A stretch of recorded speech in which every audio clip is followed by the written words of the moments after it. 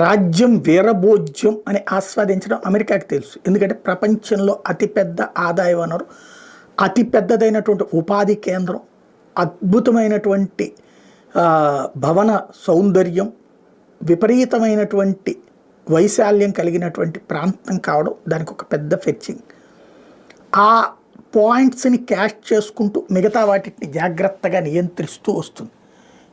ఇప్పుడు అమెరికా అధ్యక్షుడిగా Trump charge తీసుకునేటప్పుడు కీలకమైనటువంటి మార్పులు జరుగుతున్నాయి. అందులో ప్రధానమైనటువంటిది ఒకటి, రష్యా ఉక్రెయిన్ యుద్ధం ఆగే పరిస్థితికి వచ్చింది. ఇద్దరూ సీజ్ ఫైర్ దిశగా అడుగులు పడుతున్నాయి. రష్యానేమో భారత్ జోక్యం కోరుతోంది, ఉక్రెయిన్ కూడా భారత్ జోక్యం కోరుతోంది. అమెరికా ట్రంప్ కనుక ఓకే అంటే మోడీ వీళ్ళని కూర్చోబెట్టి పరిష్కరించడం అనేటటువంటిది ఒక, ఎట్లాగూ యుద్ధం ఆపక తప్పదు. ఇక ఓన్లీ పాయింట్ అల్లా యథాతథ స్థితి